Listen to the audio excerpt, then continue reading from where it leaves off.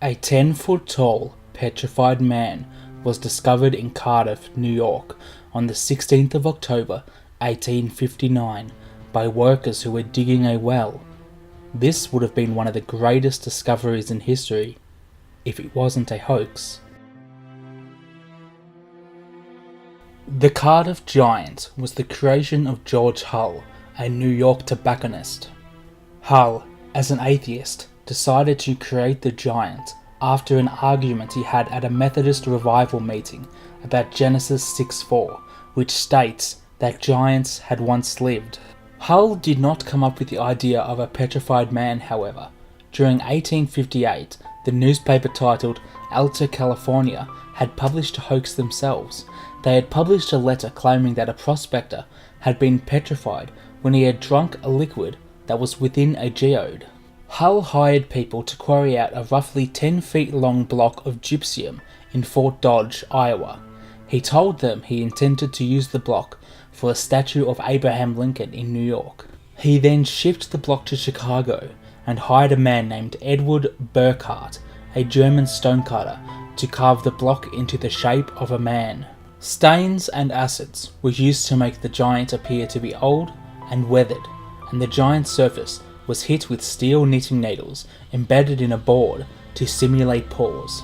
Hull then transported the giant by train to the farm of his cousin, William Newell.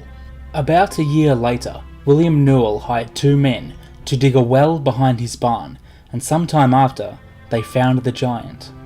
William Newell set up a tent over the giant and charged 25 cents for people to see it. 2 days later, he raised the price to 50 cents, and even more people showed up to see the giant. Archaeologists proclaimed the giant to be a fake, and geologists questioned the reason why they attempted to build a well, as there was no reason to dig one in that location.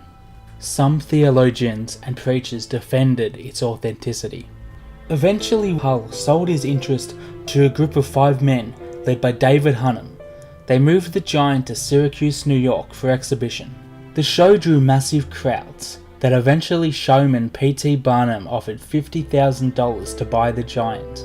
When the group refused, Barnum created a replica of the giant that he displayed in New York, claiming the original Cardiff Giant was fake and that his giant was the real one.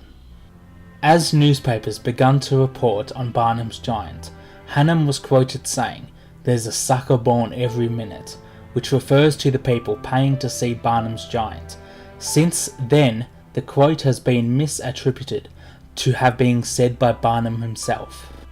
Hunnam sued Barnum for calling his giant fake, and the judge told him if he wants to sue Barnum, he can get his giant to testify on his genuineness. On December the 10th, 1869, Hull confessed everything, and eventually both giants were proven to be fake. In 1947, the Cardiff Giant was sold and is displayed at Farmers Museum in Cooperstown, New York to this day. This has been a Mysonos TV production. Good day.